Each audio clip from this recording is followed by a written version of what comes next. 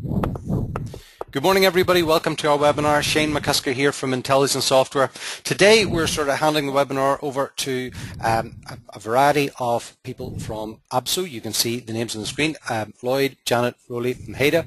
I'm actually delighted that we've got involved in facilitating this webinar, but really it's an APSO webinar to share information throughout the industry. And so without further ado, I'm going to pass it over to Lloyd Dix. Lloyd. Hey, thank you, Shane. I really appreciate it, and thank you so much for setting this up. We really do. This technology is amazing, and it's quite incredible that we've got people sitting from all over the country contributing to this, and I think it's fantastic. So, Shane, thanks so much for setting this up. It's quite funny that Shane thought that I've got a good face for webinars, so we'll have to go from there. Maybe I can just quickly introduce some of the panel members that we've got here today. We've got Haida Schenker, who's the current APSO Ethics Chair. Hello, Ada. You there? Good morning, Lloyd. I'm here. Okay, great. We've got Rolly Boardman, who is recently just stepped from chair into vice chair position. He's been in the chair for many, many years. How are you, Rolly? I'm well, Lloyd. Thank you very much. Okay, great. And we've got Janet Early, who's APSO Ethics and Legal Advisor, and she's employed by APSO. So, hi, Janet, you there? Hey, Lloyd. Okay, great. All right. Before we get started, I thought I'd just give you guys a quick science lesson, if you don't mind, because I think it's kind of apt, and I hope that some of you did chemistry at school. And I thought that what we'll do is we'll just chat about about the covalent bond. There we go. My screen was just taking a little while to get going. The covalent bond, and I don't know how many of you did chemistry at school, but the covalent bond's a very interesting element in science, and it's all about you get an atom, and around an atom is electrons, and when two atoms join, you will find that the two electrons can get shared amongst the two atoms, and that's called a covalent bond. And what the interesting thing about covalent bonds is the amount of energy that it takes to break this covalent bond. And it's measured in kilojoules per mole, and you'll see that something like a hydrogen bond is about 30 kilojoules per mole. And I think I'm losing some of you, but a diamond is 40,000 kilojoules per mole. But what's really interesting about the covalent bond is, although a diamond was known as the best element to man, the hardest element for man, it's recently been discovered that there's another bond, which is the recruitment consultant and their fee bond. And we've now discovered that it's going to take a small nuclear weapon to separate a recruiter from their fee. And that's very much what we're talking about today. A little bit of tongue-in-cheek, but we're going to be talking about this recruiter and their fee. So, securing your fee and playing by the rules. How do we go about doing that? And why do we need rules? Why should there be rules with regards to the recruitment industry? I think anybody who's ever played a game of any sort knows that if you don't have rules of some sort, it's really no fun to play that game at all, because how do you ever keep to something? And within the recruitment industry, if the recruiters don't play by some sort of rules, we would just have everybody doing anything. So what rules have we got in the recruitment industry?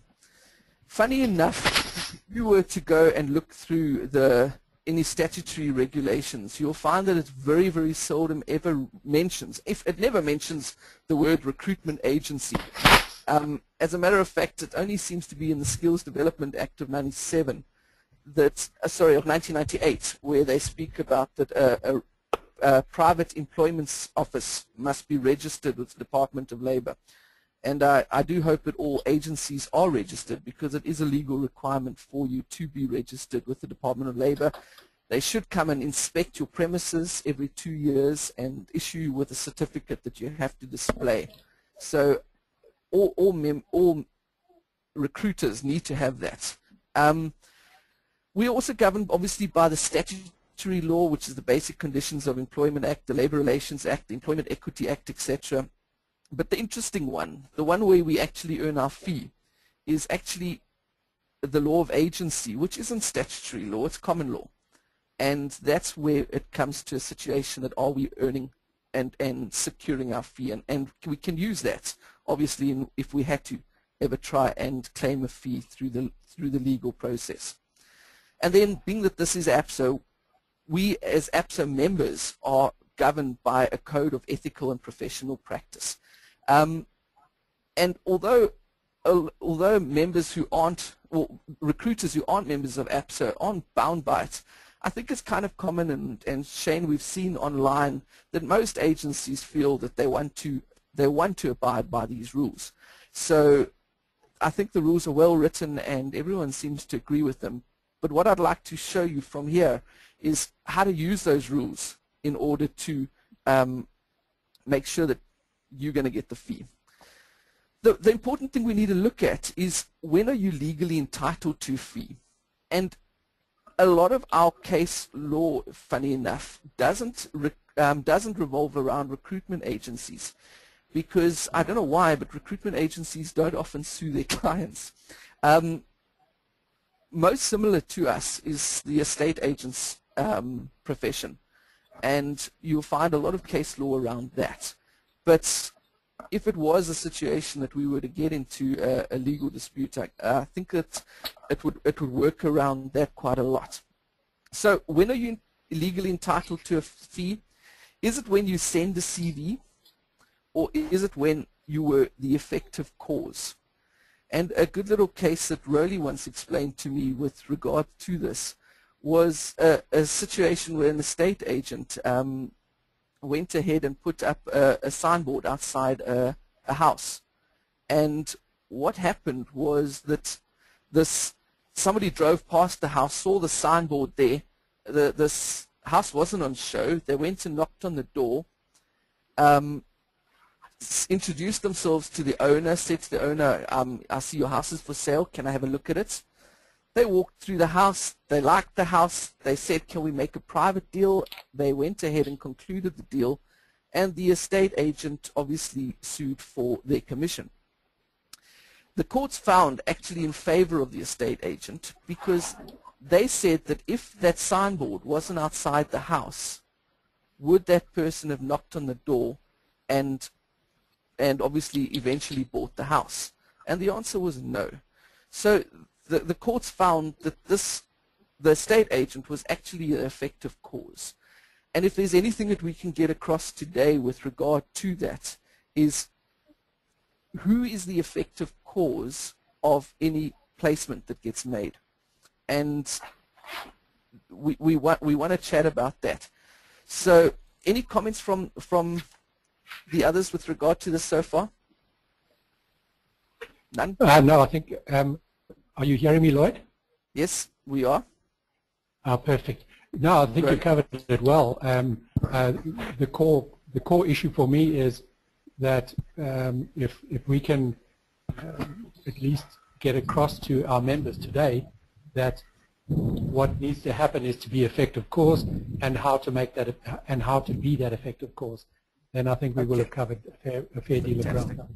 Well, let me move on, and I'm sure we're going to discuss that just now. Thanks, Rowley. So what is effective cause? Effective cause we can define as when a candidate accepts an offer as a result of an introduction. So it's not simply sending a CV, and a lot of people I've seen on the LinkedIn discussions, a lot of people still have this problem where they are coming up against agencies who are simply sending CVs through and then claiming that they were the first CV to arrive with the clients, and a lot of clients are unfortunately also accepting that. And we're on a serious drive to try and educate clients to say that that isn't what they want. It's not in their best interest to simply award a fee to the agency who submitted the CV first. It's in their interest to submit the fee to the agency that has done the full job. Was the effective cause of that person arriving at the desk and sitting down and doing the work? So it's when a candidate accepts an offer as a result of an introduction, but then we need to define what is an introduction. Is it when the client acts, or that is when the client acts on the CV by asking the agency to set up an interview? It's important that we understand this because there's a couple of points there. They've got to act on that CV. And how do they act on the CV? They ask the agency to set up an interview. Then we feel that they are the effective cause. Simply sending a CV and it's sitting in somebody's inbox, and then they're claiming that a couple of months later that no, they sent the CV first, doesn't do the job. We're going to be speaking today, and I know that a lot of the listeners aren't necessarily APSO members. They aren't all APSO members, but we are going to be talking about the APSO Code of Ethical and Professional Conduct. All APSO members are, by default, they have to abide by this. But we would hope that all agencies would abide by this, because at the end of the day, it's in your interest to have the level playing ground. So if it was to come, and any agency who does have a fee dispute with an APSO member and comes before APSO will have to abide by these rules, because this is what we use in order to make sure that it's fair. So it keeps the playing fields level, and it's most important, it's there to protect your profession. And remember, guys, this is where we make our living. This is how we are making our living and justifying our livelihoods. So you really should know what's in there. Anyone who is looking to get a copy of the APSO Code of Ethics just needs to go to www.apso.co.za. There's a button on the left-hand side called Ethics, and underneath that you'll then find the APSO Code of Ethical and Professional Practice. So it is there, and anybody has got access to it. Most importantly today, we're going to obviously be chatting about fee disputes.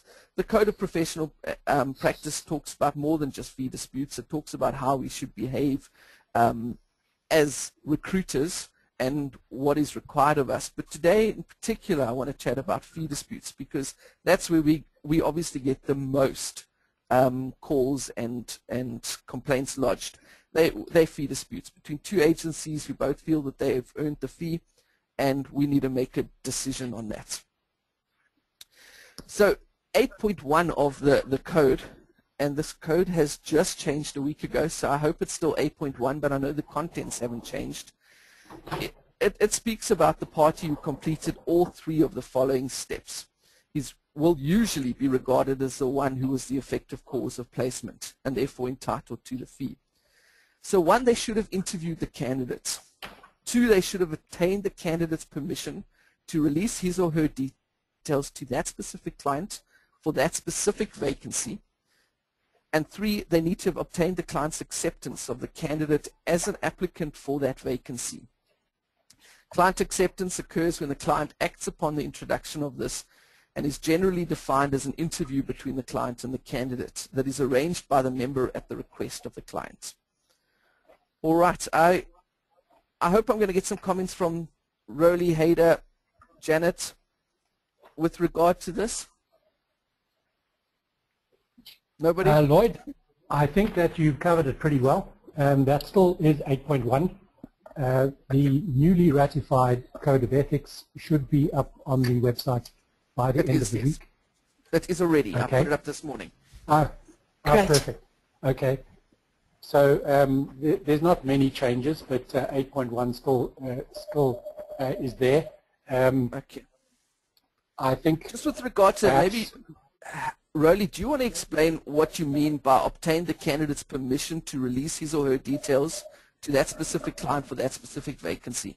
I think a lot of people misunderstand. The old days of never telling the candidate where your CV is going because you're scared that some other agency will put them forward, isn't really the case anymore. Well, yeah, okay. Let me just take a step backwards. I think what we really need to be talking about is what is APSO trying to do? And I think its key objective is trying to professionalize the industry so that people who interface with us, whether they're clients or candidates, are going to have a good experience. Now, I think the practice in the past where agencies simply sent CVs to a client without telling the candidate where it went was rife. Clearly, if you were an applicant in this industry, you wouldn't want to be treated in that way. So what we're also trying to do is stop all of this duplicate submissions. So we need to tell candidates quite clearly upfront or obtain their permission to release their details, or in other words, to represent them to a client, because that's what we're doing. We are an agency, we are an agent, we are acting between two parties, and we are representing a candidate to a client. And when we do that, we need to tell the candidate precisely which client and for which position we are representing them. That's step one in the process. 100%. Obviously, there's also a huge danger to a candidate if you're not telling them where their CV is going. Hayder, do you want to comment on that? Because I know you feel very passionately about that. Yes, Lloyd, I would like to add on the subject is that we seem to have become an industry of email jockeys, and gone are the days when we build close relationships with both our candidates and clients alike. Now, none of this would be necessary if we have a very strong relationship with our candidate in place and rely less on technology. And you know, we have some troublemakers out in the industry that just merely download a CV from an internet site, have a quick conversation with a candidate on the phone and send the CV through to a client and then wants to claim a fee. That's not what our industry is about. That's not professional, and it's not what we stand for. So this is also a drive to go back into looking after the relationship that you have with your client and candidate, and to stay in constant communication with both parties, because that forms part of being the effective cause. You are a representative to both those parties. And I'm just concerned that, you know, when I've seen some application forms of agencies that give, where a candidate signs away their right to be represented anywhere without their knowledge. That doesn't go to the core of professionalism as far as I'm concerned. Obviously, you know, can you imagine what would actually happen if a candidate's CV gets sent to his boss's wife's company, for example? You know, so he doesn't even know about it. He applies to an agency. That agency doesn't tell him where his CV is going. They just then go ahead and forward his CV on. It hits his boss's wife's company. His boss's wife goes home that night and says, "Oh, I guess you just applied for my job," and it's one of his employees. There can be serious ramifications for that agency if they do that. So it's important that we protect the candidate as well as the client. And for that reason, we must. Sure, Shane. Sorry, I'm getting a stream of comments coming in, and I was looking for an opportunity to jump in there and put some of these to you. There's a range of people asking about what do you actually mean by an interview. Is it acceptable to do a telephone interview? There's other people making comments about that either they don't have a client's permission to disclose to the candidate who they are working for or recruiting for until a latter stage in the process. Some other people are saying, is it acceptable to not do that? What else have we got coming in here? Yeah, I mean, there's one other one that occurred to me, Lloyd, earlier on, was that whilst you say that you have to be the effective cause, in other words, when you submit a CV, then that CV has to trigger a client picking up the phone and asking you for the interview. But what if the client picks up the phone and rings the candidate directly by sourcing them through the internet or whatever? You know, I mean, how do you? That must be also part of the debate. Should we answer those one at a time, Shane? Because I've already forgotten your second question. I'm sorry. The first one with regard to an interview, a telephonic interview is acceptable. A Skype interview is acceptable. But what we want to know and what we would ask for from APSO's point of view is the ethics, is we want to know that it was a proper interview.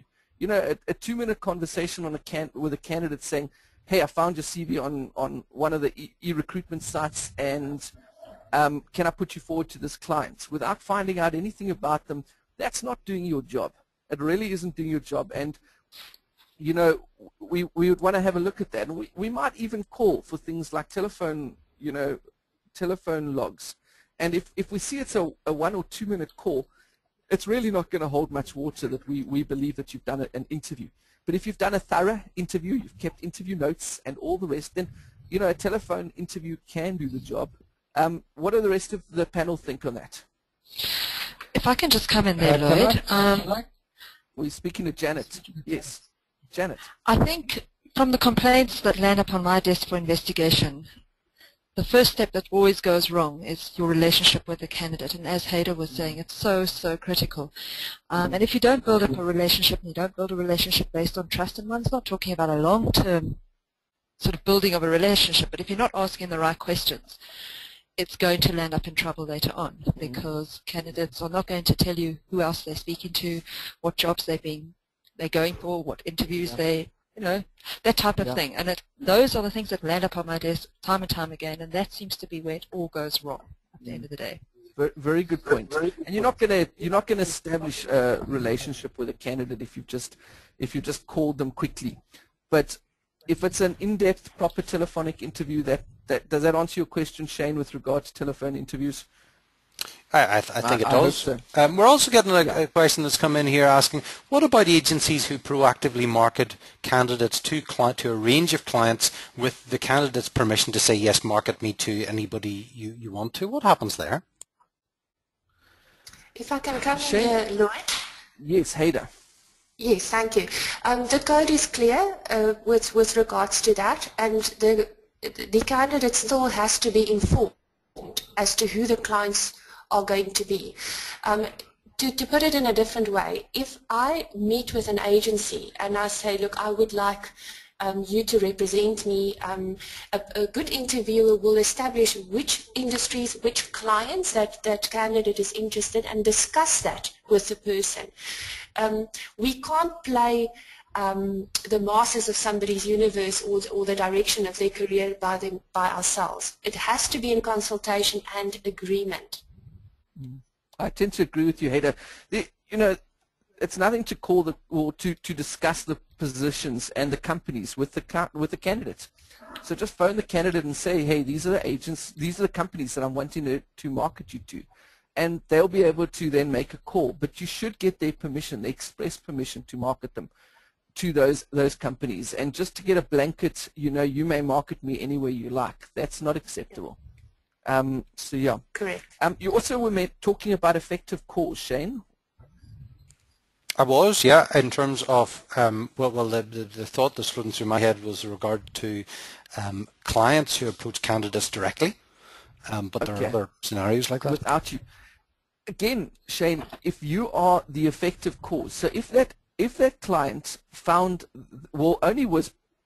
got hold of that candidate, through your CV, then you are the effective cause. So if they then decide to bypass you and approach the candidate directly, the courts would find that you were still the effective cause. And there's lots of case history, as I mentioned, that's example of the estate agents who did nothing to conclude the deal, but they were still the effective cause, and they would find still in favor of the Lloyd, agency. Could I come in on that one, because I think I understand why the question is being asked, and it is something that is an issue for us in APSO all the time. There are unscrupulous clients out there. In other words, they're going to give you a job spec, you're going to send them CVs, and then somehow or another they're going to contact that candidate behind your back. And how do we protect ourselves against those kinds of people? It becomes very difficult because you don't want to end up in court trying to get your fee because it's going to cost you money. So how do we keep the high ground? That's a very difficult one. I mean, there's nothing we can do to protect ourselves against unscrupulous clients, except, however, that what we can do is stick close to that application. So once we've sent that CV to the client, we need to stay close to it, and we need to stay close to our candidate as well, so that if the client does phone the candidate directly, then the candidate will at least tell you. So we need to build those relationships with candidates, and we need to be sitting on top of our client all the time to get that interview. That's the key moment, folks. Get the interview. Once you have that, once you've arranged the interview between the candidate and the client, you have the high ground. So that's first prize. Well, actually, if I can just say that a couple of weeks ago, we had a managers round, APSO held a managers round table breakfast where we had a few managers from, the real movers and shakers in the industry get together and have a breakfast and chat about a few of the issues that were raising their heads within the industry. And one of the things was this situation that came up, and we discussed it in detail with regard to companies who are keeping their own databases of candidates. You presenting a CV to match a job, they do an internal search and they come back and they say that, no, we've already got that candidate on our database 2 years ago. But the point is that they would never have actually identified that candidate for the specific job. And Lorna O'Brien from O'Brien's Recruitment has got a very nice clause in her terms and conditions, and I'll read it for you. She doesn't mind if we all share it, because as far as we're concerned, the more people that have similar clauses, the better. But it's a clause that she entitles effective cause, and she says, should the client have a database of candidates, O'Brien Recruitment works on the premise that the database has been exhausted prior to engaging O'Brien Recruitment Services. Therefore, should we introduce a candidate that is already known to the client but not yet approached about a specific position, a full fee is payable to O'Brien Recruitment. And I think that covers it very nicely, and that should be in all our terms and conditions of business. So, can I come in there, Lloyd? Sure, really. Janet, as you know, Janet is a recent appointee at APSO head office, and one of the key reasons for that is to make sure that we get robust documentation in the hands of our members, and certainly terms and conditions are one of those issues. I've already taken that clause thanks to O'Brien's. I think it needs to be a little more legally robust than that, but we're working on it. Janet will be drawing up what we think will be a good and robust terms and conditions of business for all our members to use, and it will protect them in that instance as well as others. Fantastic. That's great news. So thank you very much, Janet. Yeah, if I can just come in there, Lloyd, and as you and Rody have been saying, I think it's also, once again, how you build a relationship with a candidate. You also need to build a relationship with a client, and you need a good understanding of how you're going to do business, how you're going to move things forward, and how you're going to resolve disputes. And I think you need to understand the industry, and you need to know what problems can actually happen. But yes, at the end of the day, it goes back to your terms and conditions. And if those issues aren't covered, they could potentially cause trouble later on. But it's, once again, it's about building a trust, a legal relationship with your client at the end of the day, and that's critical. You cannot in this day and age do business if terms and conditions aren't defined. 100%. I know it's also easier said than done, but we need to also start educating our clients and say, listen, it's not in your interest for you just to hold a database, and you're going to be alienating some of the good recruiters who are out there doing the full job. And the full job isn't just identifying a candidate. The full job is making sure that that candidate is sitting at the desk, and doing a good job. So it's not just identifying the candidate. All right, so can I move on from there? We've spoken about fee disputes, and we said that APSO is going to look at three issues. Has the agency interviewed the candidates? And it doesn't have to be a face-to-face interview, although that's obviously preferable. But you can use technology, and you should have interviewed the candidate and done a proper interview. You should have obtained the candidate's permission to release his or her details to that specific client for that specific vacancy, and we've spoken about that. That is, to me, when I'm listening to a fee dispute, it's one of the things I look at first, and I think that most of us do. We want to know that step has definitely been followed. and you need to obtain the client's acceptance of the candidate as an applicant for that vacancy. And yeah, I think acceptance, we know ideally, as Rolly mentioned, should be an interview and should be setting up that interview. And a good relationship with that client will go a long way to securing that. But unfortunately, life isn't always that simple.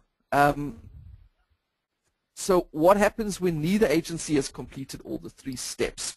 When that happens, the APSO ethics committee uses what we call the rule of subtraction. And Rolly, you taught me this rule. Do you want to explain it? Removing one agency versus removing another agency, or should I just go ahead and you can add to it? No, you go ahead, Lloyd. It's fine. Okay. Okay. What we tend to do now, what often happens is we'll have a situation where agencies have both submitted the candidates. It's hit different departments. Both of them have interviewed the candidates. Maybe even the candidate has lied and not told them about that they have already been submitted to that vacancy. Then we use what we call a rule of subtraction, and what we do is we say, if we remove one of the agencies from the case, what happens? So in other words, we say remove agency A from the case completely and follow through the steps. Would a placement have taken place? And we do the same for agency B. And oftentimes, if that happens, you'll find that one agency, it's quite clear that one agency was effective cause. So you remove the other agency, the placement would still happen, but you remove agency A and the placement wouldn't have happened because maybe it's sitting, although it was submitted, the CV was submitted first, it's sitting in file 13, or it's still sitting on a secretary's desk, and they've done nothing about it in the last couple of months. So I hope I've explained that rule of subtraction correctly. Rolly? Yeah. In other words, but for the actions of one party, would it still have happened? And that normally tells us who would have been the effective cause. So, yeah, that's it. Shane, are you getting any questions on that? Sorry, Lloyd, I'm getting a pile of questions in here, all sorts of different topics, and I'm just doing my best to try and organize it. Okay. I think you've described that one well. Let's see just if I've got anything else. There's nothing else strictly speaking on that topic, so there are other questions coming in, but I will come back to those later on. We will have a bit of a discussion now, so maybe I could just quickly explain the ethics complaint process, so that should you put a complaint before APSO, what happens? And it's important if you understand this, because then you'll understand how to go about making sure you win if you do go forward, if you do have to get involved in an ethics complaint. When a complaint, and Shane, can you see my mouse on this? Yes, we can. Checked that with you earlier. Okay. When you get a complaint, normally what happens is somebody will call APSO. The first thing we're going to do immediately is they're going to say put it in writing, because we can't hear something that's not in writing. So don't even it's a good idea to do it immediately. So not even worry to call APSO, put it in writing, because obviously it's not a situation that one person's going to make a decision at APSO with regard to any complaint. And here I'm talking about complaints about another member's behavior or about a fee dispute or something similar. It then hits what we call an initial response team, which is a panel of about 3 people who just try to determine is this complaint valid, and also is it within our jurisdiction, because certain times it might be a situation that it's between a client and a member, and the member's trying to sue a client, and it's not really within our jurisdiction to hear it. So if it's not valid or it's not within our jurisdiction, we will respond in writing and the case will be closed. However, if it is, then the manager of legal, ethical and compliance will contact the other party and ask for their submission. And that manager is Janet. So you've now met Janet a little bit, so she's the person that will handle that. And they've got 10 days in which to come back and present their submission. Once they have got all the parties' submission, the information is loaded onto the forum. The forum then, the forum is an online discussion panel where we can discuss informations, and it's all in writing. So this is why it's so important that your documentation is correct. And I'm going to talk to you a little bit just now about smart boxing, how to make sure that when you do put something before APSO, it's correct, and you stand the best chance of winning it. So then once it's loaded onto the forum, there's an ethics team, which is it's a group of people from around the country. There's at least one representative from each region, and there's also there are also some people from National Executive, including Rowley, Hayder, myself. There's a whole bunch who will then hear the evidence, and they base their decision on that evidence that they have before them. They don't take anything else into account. They shouldn't. They're only talking about what evidence they've got in front of them. A ruling is then drafted and sent to both parties, and hopefully then the case is closed.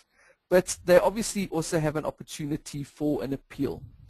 And an appeal happens if there is new evidence. So if one party firmly believes that the ethics committee did not cast their mind over all the facts, then they've got an opportunity to appeal, but they should highlight the new evidence. If there isn't new evidence, the case is once again closed. If there is new evidence, we form a new committee, which is the appeals committee, and they will then rehear the case in its entirety with the new evidence. Again, ruling is drafted, sent to both parties, and the case is closed. If either party is still not happy, they have got an opportunity to go to outside arbitration, but obviously there's a cost involved in that, and they will then pay for it. The rest of the panel, is there anything that I've left out or anything you'd like to add to or subtract from what I've just said? Lloyd, sorry, Hedda, go ahead. Just a small addition there. If one of the parties is not an APSO member, that doesn't stop APSO to approach that specific agency and to request their participation. If we do get their buy-in, then we also ask them to sign that they will agree with the process and the outcome. Fantastic. Good point. Thank you, Hayder.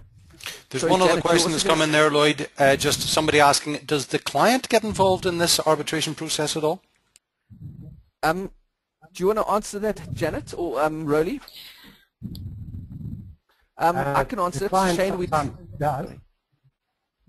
the client sometimes does. In fact, we've had complaints coming from clients themselves where they have a fee dispute between two agencies and they don't know how to deal with it, so they refer it to APSO. We've also received evidence in the past from clients to help us adjudicate matters. We obviously try to keep the client out if we can. If the evidence in front of us doesn't require the client's input, we try not to, because remember, we're doing this to protect the industry's reputation. So if we can keep the dirty laundry within the industry, then that's great. But if we do need to speak to either the client or the candidate and get their submission, we will do so. Does that make sense? Am I correct there, guys?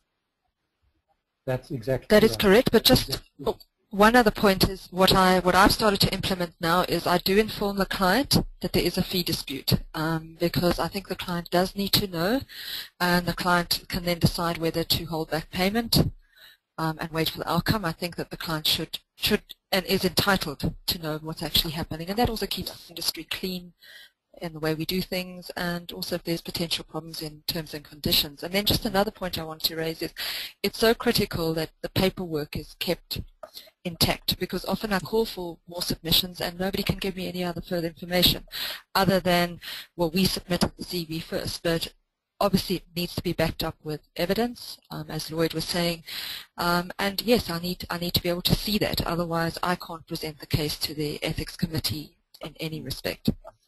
That brings me on to my next slide. Thank you, Janet. Let's straight into the next slide very nicely. Thank you very much.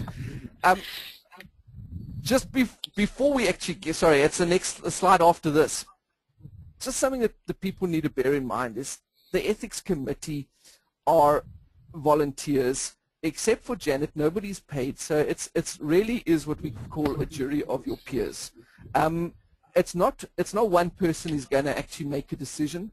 It's going to be a group of people who are going to apply their minds to the case. So you can rest assured, and anyone who is an APSO member who wants to really give towards the industry, I highly recommend getting on the ethics subcommittee, because it's been very interesting to hear some of the cases and to be able to really understand what happens there. The APSO subcommittee is normally between 5 and 7 members, and as I say, it's heard online. We will only hear the case if it's in writing. I can just reiterate that, and they take place online. Once we've discussed this case in detail, what we tend to do is we put it to a vote, and the majority rules. So you can be assured that I believe it's a fair process in that you get your information across correctly. So how do you win your fee? First and foremost, I can say is do things correctly. If you do things correctly in this industry, the chances are you're going to win your fee. You tend to lose your fee when you've taken shortcuts and you've done things, you haven't done things correctly. And if you haven't, then may I recommend that you just bail out of a fee dispute graciously. Because I know that a lot of people, as I've mentioned, that covalent bond, they fight tooth and nail for their fee. But if they haven't done things correctly and they know they haven't done it correctly, then just rather bail out graciously. Makes sense, team? Any comments on that? Definitely, and also the other thing that we find that does happen is if you really are not entitled to your fee and you fight it, you actually lose your client in the long term. So yes, you do have to look at the bigger picture, and you have to do things right from the start. But you need to consider that if you really are not the effective cause, think about pursuing this, because it affects your relationship in the long term, definitely. 100%. Okay, so smart boxing. I like to call it smart boxing, but how do you present your case to APSO if you have to? And how do you do it? How do you do it in the way that you're more likely to succeed? One of the things that a lot of members make a mistake on is they try to become very technical, and they speak in legal speak, as I call it. And that's not necessary. Remember that those people hearing your cases are also members like yourselves, and they're not necessarily legal minds. So to try to speak with, you know, high English, and it's not necessary. Make sure that your case is clear and put before the committee in a clear and easy way to understand. Be brief and to the point. If possible, keep your submission, and I think Janet will appreciate what I'm saying now, keep your submissions or arguments to one document, if at all possible, and then include as many of the supporting documents, preferably in one further document. And it's actually very easy to do. You can simply print them all out and scan them into one PDF document, and then refer to them within the main your submission. Lloyd, sorry to interrupt. If I can just substantiate that point a little bit further. We often have submissions where there was a chain of emails, and it starts off with two interactions between two parties, and then the next attachment or evidence that is submitted, which would be called attachment B, is the same emails plus the one that's the latest one, and so it carries on. And often you end up with submissions as thick as a box, takes up a whole ream of paper. So yes, it cut down the evidence to the latest available ones that has, you know, one chain of emails and not. Yes, thank you. Yes, 100%. That's very nice, very good point, Ada. Yeah, try and make it simple for the committee to understand it, and don't present them with a lot of more information than is necessary. And if at all possible, you know, you should have read the code and comply with what it's asking, and keep your events in a chronological order if at all possible, so that it's easy for the committee to understand. And as I mentioned, refer to and quote extracts from this evidence, making it clear within your main document, your main submission. And there is a form that you'll be sent to fill in and to add to, so that you can, especially with a fee dispute, set out the chain of events as to when the different things happened with regard to interviews, etc. All right. Any other comments? Yes, Lloyd, if I can further add to what we're discussing here, is to, when you do your submission, is to quote the clauses in the code that you believe have been breached by the opposing party. That's very important, because very often we get a submission and it's in a story format, and sometimes quite emotive, and we have to try and work through that, and it's very useful for us, and a requirement that when a complaint is lodged with us, that the actual code is quoted, and which clauses in the code do you believe has been breached. Thank you. Okay, make good sense. And as Janet was saying earlier, please keep good documentation. It's funny how you only know that you should have kept good documentation after the case, but it's so important that you have got your interview notes and all that type of thing, and you should be keeping those with all of your candidates. So don't rely on trying to guess that afterwards. All right. So, any questions, Shane? Lloyd, there's been a stream of questions coming in. Apologies to those people who have been asking things that we haven't jumped on immediately, but it's just there's been a constant stream. In no particular order, is APSO doing anything to address the issues of agencies just sending CVs through to clients without following procedure? Combine that with, you know, is APSO able to do anything with regard to agencies who do not play by the rules? Does anyone else want to answer that, or should I? I'd like to. Thanks, really. The problem, Shane, is, or to the listeners out there, the problem is that we can only guide and put down a code of best practice and say this is the way it should be done. So we can't stop other agencies, and certainly non-member agencies, from just flooding the market with CV. What we're trying to do here is say, how do you operate in that environment where there is always somebody else playing outside the rules?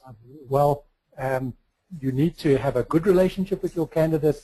You need to let them know and get their approval of where the CV is going.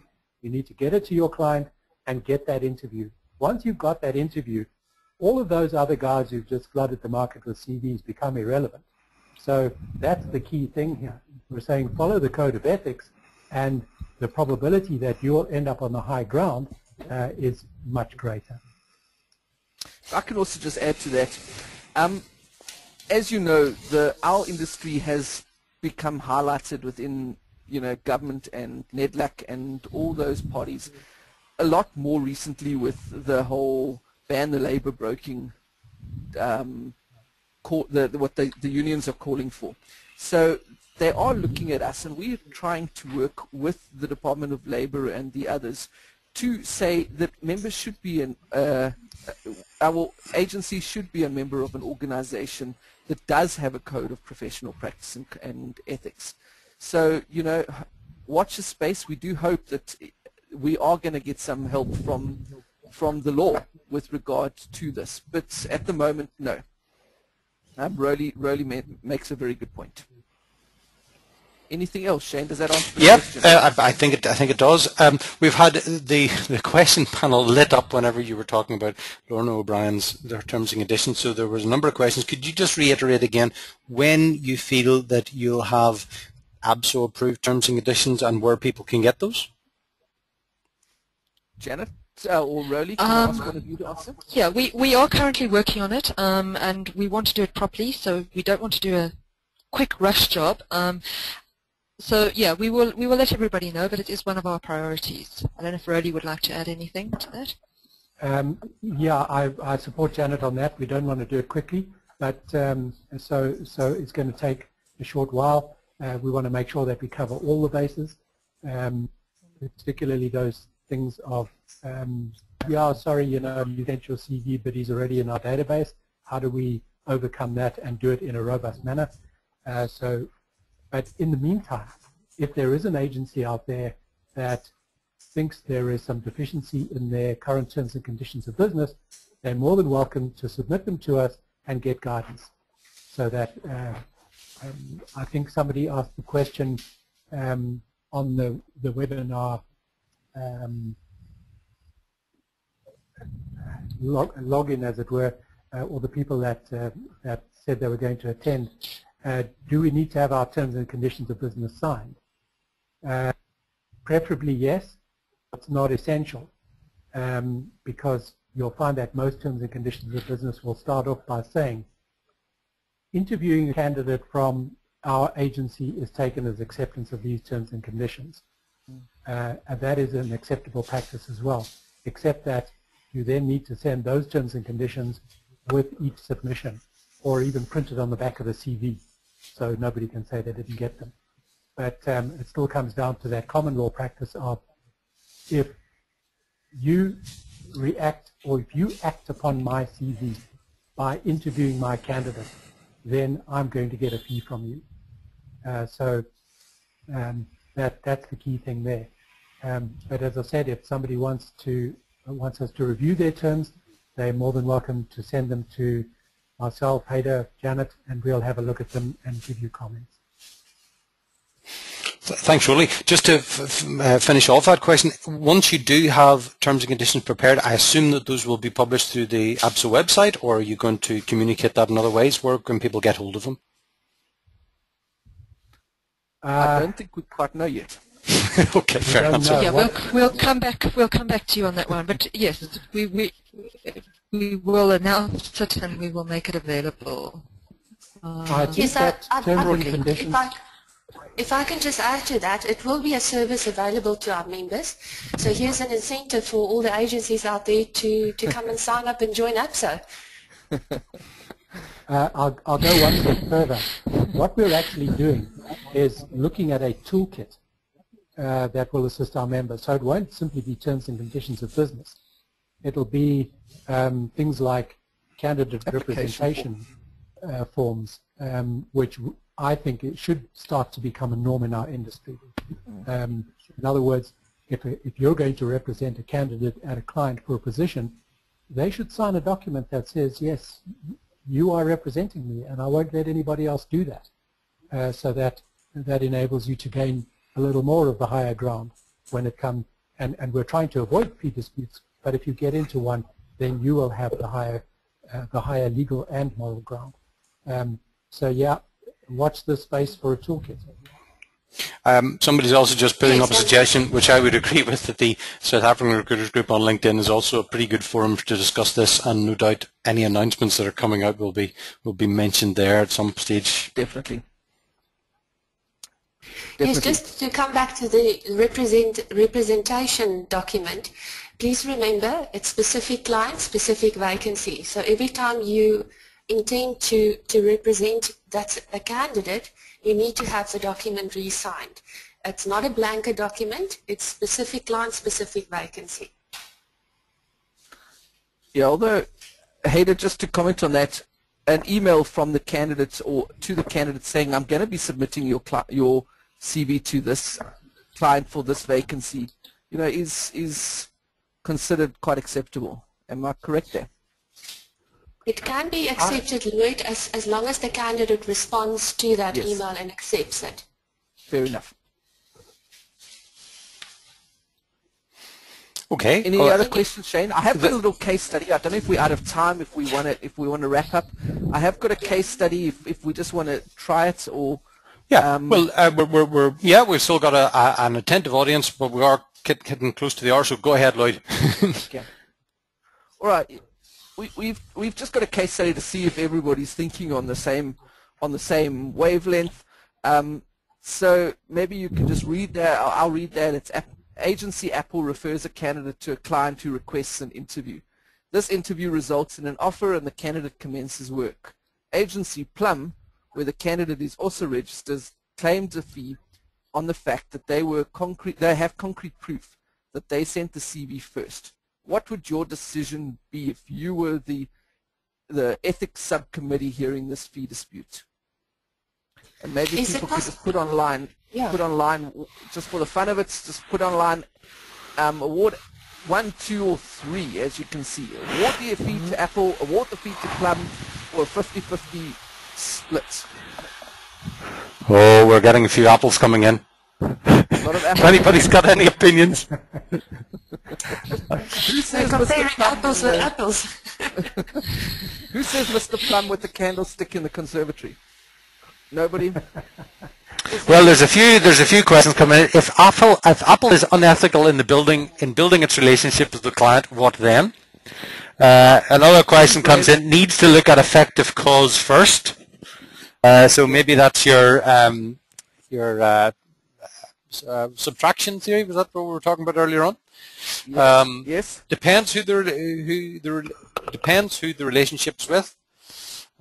Generally speaking, there's no one saying did Plum interview the candidate. Okay. Good so question. we're generally getting apples. I think on what you've given us, we're getting apples. Okay. This is a lovely point because Rowley would. I know I've jumping the gun because he would have loved to have said this, but the question that said what happened if. The point is that the ethics committee can't say what happened if. The ethics committee has to look at the evidence in front of them. They can't go ahead and once the information has been submitted, they can't go ahead and say, well, what if, or how do we know? We have to take it from what evidence has been presented. And this is why it's so important when we're speaking about smart boxing that you present the critical evidence correctly first time so that you stand a good chance of winning your case if you are Agency Apple or Agency Plum. Any comments from the other panel? It's always interesting that we can change the outcome of a case by introducing other evidence. But in this particular case, it was a case. The fee was awarded to Apple. If my memory serves me correctly, Plum did not tell the candidate that they were sending the CV to the client. So maybe we should add that into this little case study, Lloyd, because that'll help people out there. So the point with this case is the fact that it doesn't matter who simply submits the CV, no matter whether it's concrete evidence or not. If they were not effective cause, it doesn't mean, and it happens so often that we find an agency who simply submits a CV and then sits on their laurels and does nothing about it. And when the candidate, and what is our role? Our role is to make sure that we get a candidate sitting in the desk working for that client, filling a vacancy. That is what we do. We don't simply just identify candidates. What we need to be doing is we need to be making sure that those candidates are fit. They're a good fit. They start at the company. We help them with the resignation process. We make sure that they start. So to simply submit a CV first is really the last thing that we look at. Yeah. And wait. And oftentimes all you're doing is actually hindering the process. You actually, because now the candidate thinks that they've been submitted, so they're stopping anybody else, and all you're doing is you're sitting and waiting. And, you know, no placement could possibly happen from that. So it is important that the person who drives the process actually gets awarded the fee. Can I just add something on this particular case, Lloyd? I think what happened here is that Plum sometime later phoned the candidate and said, "How are you doing?" And he said, "Yeah, well, I've got a job." And then they said, "Oh, where?" The candidate tells them. Then they, after the event, say, "Yes, but we sent the CV there. Let's go and get a fee." Yes. And that's precisely what our industry is not about. So that might be quite a telling piece of evidence in this particular outcome. All right, great.